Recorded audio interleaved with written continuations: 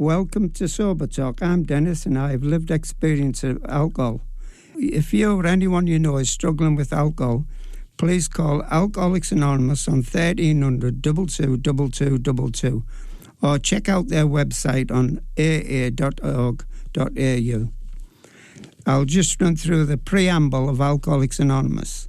Alcoholics Anonymous is a fellowship of men and women who share their experience, strength and hope with each other. They must solve their common problems and help others to recover from alcoholism. The only requirement for membership is a desire to stop drinking. There are no dues or fees for AA membership. We are self-supporting through our own contributions. AA is not allied with any sect, denomination, politics, organisation or institution, does not wish to engage in any controversy, neither endorses or opposes any causes. Our primary purpose is to stay sober and help other alcoholics achieve sobriety. Hi, my name's Emmy and I'm an alcoholic.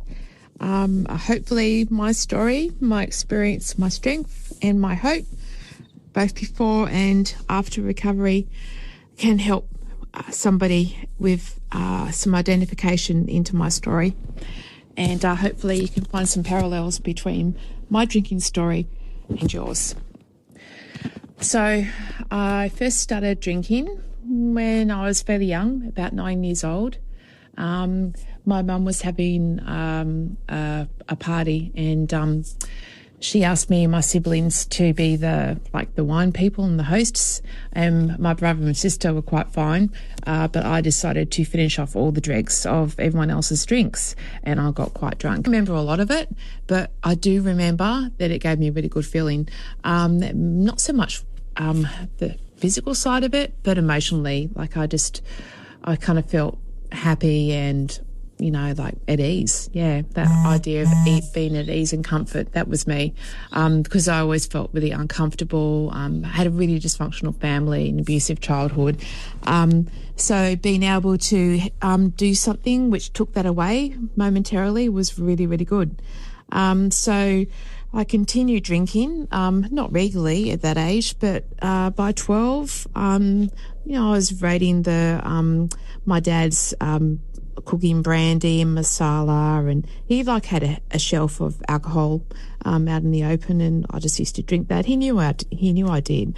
He didn't really do anything, but yeah, I would get quite drunk, and by the time I was 14, I'd left school, and I'd started a job, and that job was really really unpleasant. The boss was also abusive and it was just horrible. And I guess I left school to be able to get free of my family situation, because I thought if I could leave school and get independent, I could kind of get out of that situation. But yeah, my situation just went from bad to worse. And then I started drinking pretty heavily. So I hooked up with another chick who worked there at the same place, and we just both drank a lot.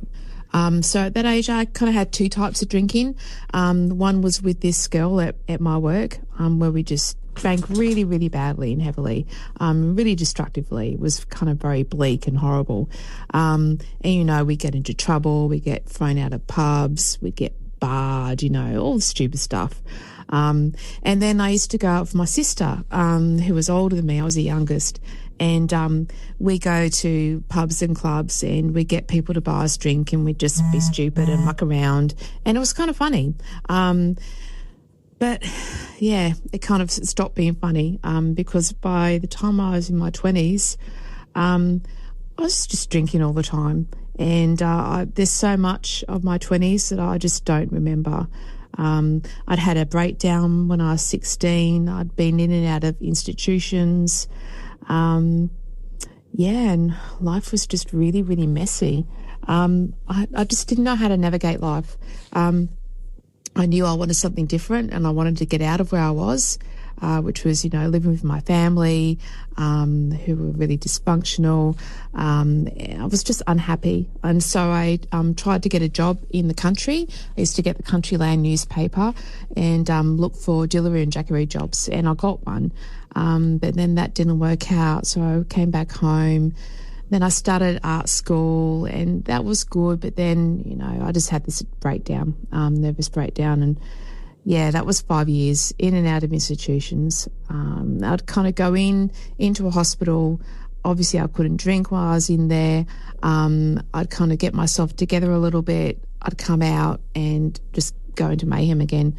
I was on a lot of medication. I actually had PTSD, but no one knew it back then. This is a long time ago. No one knew what PTSD was really, unless you were a veteran, and even then it was not that known. But yeah, I had PTSD. But none of the doctors knew this, so they just diagnosed me with everything they could think of, and put me on a whole chunk of medication, walking zombie. And I used to read the back of the medications, and it would say, don't consume alcohol when you're on this medication. And I think, well, that's ridiculous. How can you not consume alcohol? It actually perplexed me. I thought, that how can you ask someone not to do that? I just thought it was like my right to consume alcohol. I couldn't imagine anything else. And I'd think, well, great, I'll get more messed up if I'm drinking while I'm also on these medications. Well, I didn't get better, that's for sure. Eventually, I met someone in one of the hospitals that I was staying in, and we both did a geographical right up to North Queensland. And that was when some parts of my life started to improve. I got away from my family, and even though we drank a lot, I was kind of out of that toxic environment of going in hospital, getting medicated, coming home, being in back of my family, doing stupid stuff, drinking, you know, being out of sorts, and then back again. It was just such a merry-go-round. It was really, really horrible. I was able to kind of get out of that, and I always managed to find other people who drank heavily, like I did, and this person was very much like that. And we just spent a lot of time just drinking so much. Our life was just so, looking back, was so bleak. There was just nothing in it. Just drinking, waking up. I had a cleaning job, going clean, come back and do it all again.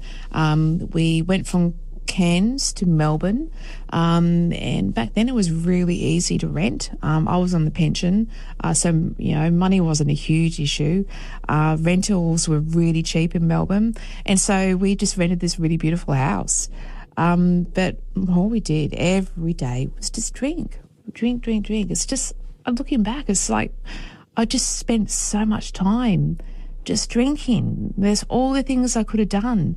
Oh man, it was just so bleak and horrible. I used to go into the bottle shop because I never thought I was an alcoholic. I'd grown up with alcoholics. The alcoholics in my life were the really horrible kind, just smashed all the time, doing stupid things, on drugs as well. So in my mind, I knew what an alcoholic was, and I wasn't one. So I used to think, this is just what you do. You just drink. You drink whenever you can. You smoke. I was a chain smoker. And then you do other stuff in between. But the main part was, what booze were you going to get tonight? I used to go into a bottle shop and pretend that I didn't know about alcohol. It was just so stupid. Because I'd get embarrassed. I'd get embarrassed that I was going into the same bottle shops all the time and buying booze and buying so much of it. And I'd think, well, this person's going to see me and think I've got a problem, and I don't want them to do that. I lived in kind of Melbourne, close to the city, so there were a lot of bottle shops around. So we were able to kind of go to different bottle shops, but even so, I felt like I was going too much to one particular bottle shop, or another one. And I think they're going to know that I've got a problem. Even though I didn't want to think that I had a problem, I wouldn't have said so myself. So I used to go into the bottle shop and I'd say, I'm looking for like a cooking wine, something not too expensive. I don't really know much about alcohol. Can you show me something? And I'd just drum up these ridiculous things like that. It's just, I don't know, it's laughable really, because I just couldn't. I just lived in so much denial. I lived in denial that my life was so bleak and empty. I lived in denial that I was shortening my life by chain smoking and drinking so much. I lived in denial that I had no hope. I just kind of lived day to day, but each day was so full of nothing. I had plans, but I couldn't continue. I couldn't follow them through. At one stage, I was really interested in religion, so I researched a lot of religion. And at one stage, I thought, I'm going to become a Buddhist. And so I called up the local monastery and talked to them about Buddhism. And it turned out that one of the things they asked you to do was to refrain from alcohol. I thought, what? There's no way I can do that. And so I let that go. So just things like that. Anyway, my mum, who lived in New South Wales, she'd had cancer and she came out of remission. So I felt that I should go home, and be with her, because her cancer had become terminal. So that process of moving back to my family, I think that was really, really bad for me. And I started to, on the surface, have all the things that, showed like a normal kind of life. Like I dressed nicely, I went to study, I talked properly, all that kind of stuff. I drove a car, but inside it was an absolute mess. And I got pregnant. I celebrated my pregnancy with cocktails. I met a friend at the pub and we were talking about my pregnancy, and she said, well, I was talking while I was having a beer and a smoke, and she said, well, what are you going to do about those, like drinking and smoking? I said, well, I don't know, and I genuinely didn't know what I could do because I couldn't stop.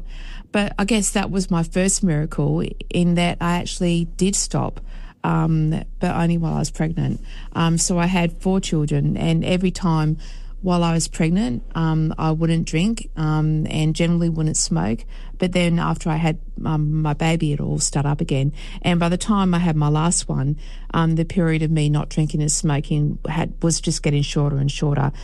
So, towards the start of my pregnancy and towards the end of my pregnancy, and sometimes in between, I'd be drinking. When I was breastfeeding, I, wouldn't care really about, because as soon as I had the baby, that's it, I'd be drinking heavily. And so, I know that I'd be breastfeeding and kind of giving the baby alcohol, but I wasn't able to really do much about it. So I'd be, in the shower expressing my milk, but I'd be so drunk I couldn't do it properly, and then my baby would want to feed, and it was just terrible, really, really terrible way to live. But what happened was I got married, and that was a disaster, and then became homeless because my marriage was quite abusive. And I think that process of becoming homeless and experiencing some really bad violence was something that was my breaking point. Up until then, I knew my life was really, really bad and messy and unpleasant. I knew I couldn't hold on to things. I knew I wasn't healthy. I knew I was drinking too much. I didn't think I was an alcoholic, but I knew I was drinking too much and I didn't like it, but I couldn't do anything about it. But when I became homeless and when I was really broken, that was my first experience of handing over. And that was to the services that were involved in mine and my children's case. And I think I really needed to be kind of pushed into that experience of handing over so that I could actually experience the process of letting go of my life, or letting go of control of my life. And that then in turn allowed me, when I was introduced into the fellowship properly, to then experience, or to then know a little bit of what that process of handing over is. And that I could do it, and, everything wasn't going to fall apart. In fact, things were going to get better. I'd gone into a detox program before I'd become homeless, and that program was a 12-step program, and so that introduced me to the fellowship. And even though I didn't get it, and it just seemed like it was a bunch of weirdos, and I thought, this isn't for me. It's never going to work. I thought I was different and special, and too broken and too this and too that. What it did do was it showed me that there was something that worked for some people, even if I didn't think it could work for me, when nothing else I saw had worked for anyone around me in my circles. And so by the time I'd ended up in another homeless shelter with my kids in this tiny little country town, I decided to go down to my local meeting. And even though I'd gone down there in the hope of finding someone who could sell me drugs, because I was in a tiny country town and I didn't know anyone, what actually happened was I went there and I had my first experience of identification, where I listened to somebody sharing something and I recognised what they were sharing in myself and in my own history. And it was just a little snippet, but it was just enough for something to click within me, and something changed. And I think for everyone it's different, like that point when something clicks and something shifts. But for me, it was that moment of identification. And really from that point on, my life really genuinely started to shift and turn. And so once I was able to identify at my local meeting, that meant that I could suddenly have a glimmer of hope that maybe this program, which I could see genuinely worked for other people, maybe it could work for me, because maybe I wasn't completely different. I wasn't like an alien sitting on Earth. Maybe I was just another Earthling sitting in a meeting, and maybe something that these people were talking about could work for me. And that was my little bit of hope. And that really was enough for me to build on. And I certainly didn't get it straight away. I had times where I picked up again. It took me probably about another 2 or 3 years to really come into sobriety properly, and more homelessness and more trouble. But what happened was, whenever I decided to drink or drug, because by then I'd picked up a nasty drug habit, I couldn't do it innocently anymore, because I knew what I was doing, and I knew that there was an answer to what I was doing. I couldn't say anymore, well, I can't stop, because I knew I could. And that really took away, in a way, the innocence and the ability to drink and drug in the same way. Thank goodness. So eventually, I came to a point where the kids and I had become homeless again, and I'd picked up again. We'd moved to South Australia, and throughout all that time of being homeless in South Australia, I hadn't drank and I hadn't drugged, but I hadn't gone to meetings. When we got to our place where we are now, my kids said, "Mum, why don't you go to a meeting?" Because they had seen enough of me in the fellowship and in sobriety. Even though they are young, they could know that that's what was needed in order for us to have some stability, because we'd managed to land a rental, and I think they wanted to keep it. They would have been sick of being homeless. It wasn't fun. Our last homelessness was really rough. We were living in a tent. It was horrible. And so, they said, "Mum, why don't you go to a meeting?" And I do believe that my higher power speaks through people when I need to hear things, and I needed to hear that. And I did go to my local meeting. I've been clean and sober 7 years now, over 7 years. And I think when I went to my local meeting, that became my home group, and that's when things really fell into place. I started to really love myself, to allow people to love me and care for me. I started to learn to trust people again. And I started to do the things that the program asks me to do, which is to get a sponsor, to be open and honest just with that one person. That's all I needed to do, just that one person, which was my sponsor. I ended up being open and honest with other people, but that was central, to go through the steps, to, practice living in the day, each day, to practice connecting with my higher power. All these things were central to my recovery. And yeah, the program for me, it's not just one thing, it's a whole lot of things. Alcohol is so isolating. So having a fellowship where you can connect with other people, that's so important. For me, it was so important. So going to meetings is really central to my recovery.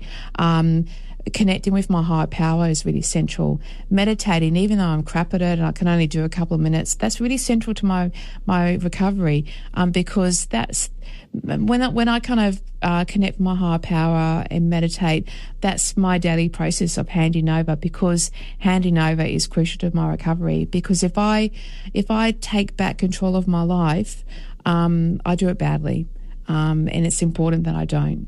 And I'll always be like that, but that's okay. And yeah, connecting with other people is really important.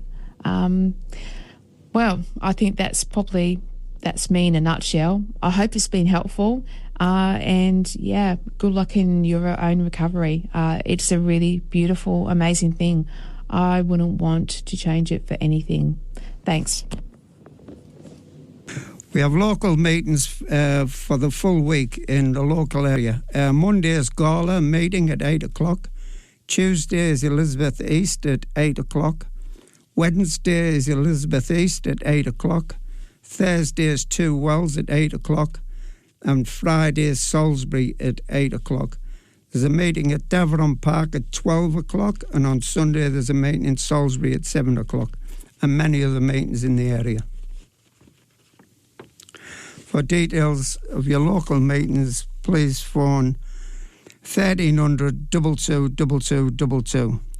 And once again, if anyone you know is struggling with alcohol issues, please call Alcoholics Anonymous on 1300 22 22 22. The website is aaSouthAustralia.org.au.